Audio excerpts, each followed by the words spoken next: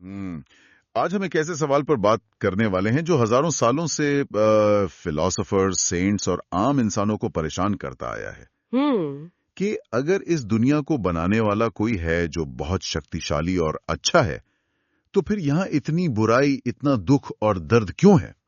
इस गहरी और दिलचस्प चर्चा में आगे बढ़ने से पहले, अगर आप ऐसे ही ज्ञान बढ़ाने वाले विषयों में रुचि रखते हैं, तो हमारे चैनल को अभी सब्सक्राइब करें, इस वीडियो को लाइक करें और अपने परिवार और दोस्तों के साथ शेयर करें। तो चलिए इस गुत्थी को सुलझाने की कोशिश करते हैं।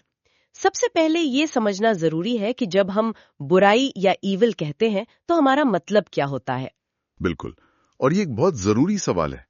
ज्यादातर लोग जब बुराई के बारे में सोचते हैं तो वो इंसानों के किए कामों के बारे में सोचते हैं। जैसे जंग, अपराध, धोखा। हाँ, दार्शनिक इसे मॉरल ईविल कहते हैं। ये वो सारा दुख और दर्द है जो हम इंसान अपने फैसलों से, अपनी नफरत से, अपने लालच से एक दूसरे को देते हैं। और यहाँ सवाल सीधा भगवान पर जाता है। जी, सवाल ये है कि अगर भगवान ने हमें बनाया, तो हमें एक दूसरे को इतनी भयानक चोट पहुंचाने की ये क्षमता ही क्यों दी? सही बात है। लेकिन ये तो कहानी का सिर्फ एक हिस्सा है। बिल्कुल। उन चीजों का क्या जिनका जिम्मेदार कोई इंसान नहीं है, जैसे एक भूकंप जो हजारों लोगों की जान ले लेता है, या एक बच्चा जो किसी जानलेवा बीमारी के साथ पैदा होता है। और यहीं पर आकर ये सवाल और भी ज्यादा मुश्किल हो जाता है। इसे कहते हैं प्राकृतिक बुराई, नेचुरल ईविल। अच्छा, ये वो दुख है जो कुदरत की तरफ से आता है, इसमें इंसान का कोई हाथ नहीं होता। और इसे समझाना नैतिक बुराई से भी ज्यादा कठिन है, क्योंकि आप किसी को दोष नहीं दे सकते। हाँ, बस ऊपर देखकर पूछ सकते हैं क्यों। हाँ, क्यों? और यहीं से बात बहुत दिलचस्प हो जाती है। मैंने पढ़ा है कि दार्शनिकों ने इस क्यों को सिर्फ एक इमोशनल सवाल नहीं, बल्कि एक लॉजिकल कॉन्ट्रडिक्शन की तरह पेश किया है। हाँ, इसे द प्रॉब्लम ऑफ ईविल का तार्किक रूप कहते हैं। इसमें 3 बातें हैं जिन्हें एक साथ मानना लगभग नामुमकिन लगता है। ओके। पहली बात, भगवान सर्वशक्तिमान है, ओमनीपोटेंट है। मतलब वो कुछ भी कर सकता है, वो बुराई को रोक सकता है। ठीक है। और दूसरी बात? भगवान पूरी तरह से अच्छा, ओमनी बेनेवलेंट है। मतलब वो सिर्फ अच्छा ही चाहता है, तो उसे बुराई को रोकना चाहिए। बिल्कुल। और तीसरी बात, जो कोई मान्यता नहीं बल्कि एक सच्चाई है, कि बुराई और दुख दुनिया में मौजूद है। एग्जैक्टली। और यहीं आकर बात फंस जाती है। अगर भगवान बुराई को रोक सकता है और उसे रोकना भी चाहिए, तो फिर बुराई है क्यों? इस पहेली का मतलब है कि उन 3 बातों में से कम एक गलत होनी ही चाहिए। या तो भगवान सर्वशक्तिमान नहीं है, या वो पूरी तरह से अच्छा नहीं है, या फिर वो है ही नहीं। वाह! इसे इस तरह 3 बिंदुओं में रखने से इसका असली वजन समझ आता है। ये कोई हल्की फुल्की बात नहीं है। तो जाहिर है लोगों ने इस पहेली को सुलझाने की कोशिश तो की होगी। हाँ, बिल्कुल। और इन जवाबों को थियोडिसीज कहते हैं। सबसे पॉपुलर जवाबों में से एक है स्वतंत्र इच्छा का सिद्धांत, फ्री विल। हाँ, इसका तर्क ये है कि भगवान ने इंसानों को चुनने की आजादी दी। प्यार, अच्छाई, इन चीजों का तभी कोई मतलब है जब उन्हें आजादी से चुना जाए, जबरदस्ती ना करवाया जाए। मतलब अगर हमें अच्छा चुनने की आजादी है, तो हमें बुरा चुनने की आजादी भी देनी ही पड़ेगी। नहीं तो हम सब बस प्रोग्राम किए हुए रोबोट्स होते। बिल्कुल। इस सिद्धांत के मुताबिक भगवान के लिए भी ये नामुमकिन था कि वो ऐसे इंसान बनाए जिनके पास फ्री विल तो हो, लेकिन वो कभी बुराई चुन ही ना सके। अच्छा। ये तो एक स्क्वायर सर्कल बनाने जैसा है। स्वतंत्र इच्छा का मतलब ही है बुराई की संभावना को मानना। भगवान ने बुराई नहीं बनाई, उसने वो आजादी बनाई जिससे बुराई संभव हुई। एक मिनट, ये तर्क सुनने में तो सही लगता है, लेकिन क्या ये थोड़ा ज्यादा आसान नहीं हो गया? मैं मानता हूं कि प्यार का मतलब आजादी है, लेकिन इस आजादी की कीमत, हॉलोकॉस्ट, विश्व युद्ध, क्या इतनी भयानक क्रूरता को सिर्फ फ्री विल की कीमत कहकर सही ठहराया जा सकता है? और ये सिद्धांत पर किए जाने वाला सबसे बड़ा सवाल है। आलोचक यही कहते हैं कि क्या थोड़ी कम स्वतंत्र इच्छा देकर इतनी भयानक बुराई को नहीं रोका जा सकता था? हाँ, लेकिन इस तर्क के समर्थक कहते हैं कि फ्री विल एक ऑल और नथिंग चीज है। हाँ, या तो वो है या नहीं है। चलिए एक पल के लिए मान लेते हैं कि मॉरल ईविल का कारण हमारी फ्री विल है, लेकिन फिर हम वापस उसी सवाल पर आ जाते हैं, प्राकृतिक बुराई का क्या? एक भूकंप में किसी बच्चे की मौत का फ्री विल से क्या लेना देना? सही सवाल। और ये हमें दूसरे बड़े सिद्धांत की ओर ले जाता है, जिसे आत्मा निर्माण का सिद्धांत, सोल मेकिंग क्योडेसी कहते हैं। सोल मेकिंग, जी। ये कहता है कि ये दुनिया इंसानों के लिए कोई आरामदायक स्वर्ग नहीं बनाई गई थी। ये एक तरह का, क्या कहते हैं, ट्रेनिंग ग्राउंड है, हमारी आत्मा को बनाने और मजबूत करने की जगह। अच्छा, मतलब जैसे जिम में वजन उठाने से हमारी मांसपेशियां मजबूत होती हैं, वैसे ही दुनिया की मुश्किलें हमारे चरित्र को मजबूत बनाती हैं। आपने बिल्कुल सही एनालॉजी पकड़ी है। इस सिद्धांत के अनुसार साहस, करुणा, धैर्य, ये गुण बिना मुश्किलों के पैदा ही नहीं हो सकते। बात तो सही है। आप साहसी कैसे बनेंगे अगर डरने के लिए कुछ हो ही नहीं? आप करुणा कैसे महसूस करेंगे अगर कोई दुखी ना हो?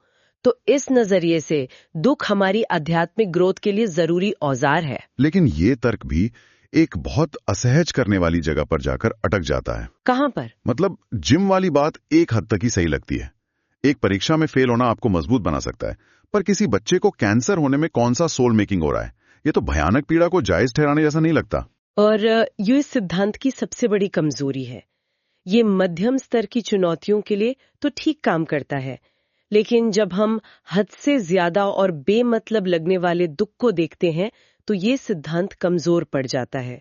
अब तक हमने जिन जवाबों पर बात की है वो ज्यादातर पश्चिमी धर्मों से आते हैं, लेकिन क्या दुनिया के दूसरे हिस्सों में, जैसे पूर्वी दर्शन में, इस समस्या को किसी और नजरिए से देखा गया है? हाँ, और वहां का नजरिया काफी अलग है। पूर्वी दर्शन जैसे हिंदू, बौद्ध और जैन धर्म में कर्म और पुनर्जन्म का सिद्धांत है। कर्मा, जी, यहाँ समय को एक सीधी रेखा की तरह नहीं बल्कि एक चक्र की तरह देखा जाता है। इस नजरिए से इस जीवन में मिलने वाला दुख, चाहे वो नैतिक हो या प्राकृतिक, बेमतलब नहीं है। वो शायद हमारे पिछले जन्मों के कर्मों का फल है। तो इस व्यू में दुनिया में कोई अन्याय या रैंडम सफरिंग नहीं है। हर किसी को वही मिल रहा है जो उसने कभी बोया था। बिल्कुल, ये कोई दैवीय सजा नहीं है, बल्कि ये सीखने और आत्मा के विकास की एक लंबी प्रक्रिया है। दुख एक शिक्षक की तरह है। लेकिन इस पर भी एक गंभीर आरोप लगता है ना? जी। क्या ये विक्टिम ब्लेमिंग नहीं है? क्या ये किसी गरीब या बीमार व्यक्ति को देखकर ये सोचने पर मजबूर नहीं करता कि इसने जरूर पिछले जन्म में कुछ बुरा किया होगा? हाँ, ये इस सिद्धांत की एक बहुत बड़ी नैतिक चुनौती है। ये सभी तर्क एक बड़ी भलाई या ग्रेटर गुड के आर्गुमेंट की तरफ भी इशारा करते हैं कि शायद हम पूरी कहानी नहीं देख पा रहे। हाँ, ये एक ऐसा दृष्टिकोण है जो कहता है कि हमारी समझ बहुत सीमित है। हो सकता है जो आज हमें एक भयानक बुराई लग रही हो, वो किसी बड़ी ब्रह्मांडीय योजना का हिस्सा हो जिसे हम समझ नहीं सकते। जैसे दर्द हमें और ज्यादा चोट से बचाता है। बिल्कुल। लेकिन इस तर्क के साथ भी वही समस्या है। ये एक बौद्धिक जवाब हो सकता है, भावनात्मक नहीं। किसी दुखी इंसान के लिए ये सिर्फ खोखली बातें हैं। ठीक है, तो हमने वो सारे तरीके देख लिए जिनसे आस्तिक लोग भगवान और बुराई में तालमेल बिठाने की कोशिश करते हैं। लेकिन उन लोगों का क्या जो इन सब में विश्वास ही नहीं करते? नास्तिकों के लिए क्या ये पूरी बहस ही बेमानी है? उनके लिए ये बहस बेमानी नहीं बल्कि भगवान के न होने का सबसे बड़ा सबूत है। एक नास्तिक के लिए बुराई की समस्या कोई पहेली है ही नहीं जिसे सुलझाना है। उनके लिए दुनिया में मौजूद दुख इस बात का सीधा सबूत है कि कोई अच्छा और शक्तिशाली भगवान इस दुनिया को नहीं चला रहा। तो उनका तर्क है कि ये सब बस यूं ही हो रहा है, रैंडम चांस। बिल्कुल, उनका मानना है कि ब्रह्मांड हमारे प्रति उदासीन है, इनडिफरेंट है। एवोल्यूशन का कोई मकसद नहीं है। भूकंप आते हैं क्योंकि टेक्टोनिक प्लेट्स खिसकती हैं, बीमारियां होती हैं क्योंकि वायरस अपना काम कर रहे हैं। इसमें कोई दैवीय योजना नहीं है। तो फिर उस नजरिए से जिसे हम करुणा या नैतिकता कहते हैं, वो कहां से आती है? उनके लिए नैतिकता भगवान ने नहीं बल्कि इंसानों ने समाज को चलाने के लिए बनाई है। ये सहयोग का एक तरीका है जो एवोल्यूशन के दौरान विकसित हुआ।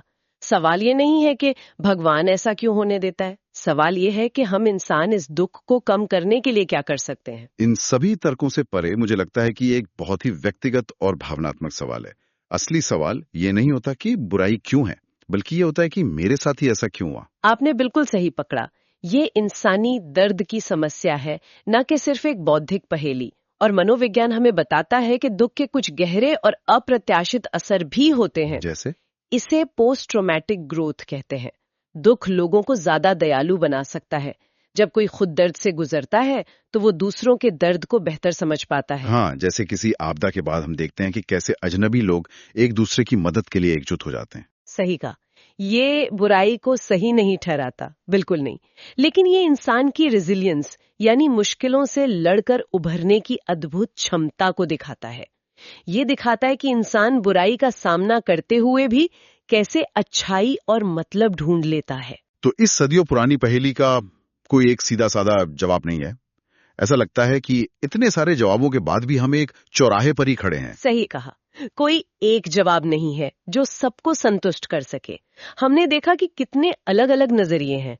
स्वतंत्र इच्छा, आत्मा का विकास, कर्म या एक बड़ी योजना। और ये भी कि शायद कोई भगवान है ही नहीं और ये दुनिया बस अपने नियमों पर चल रही है। बिल्कुल। शायद सबसे जरूरी बात ये नहीं है कि हम किस एक सिद्धांत पर विश्वास करते हैं, बल्कि ये है कि हम इस हकीकत का सामना कैसे करते हैं।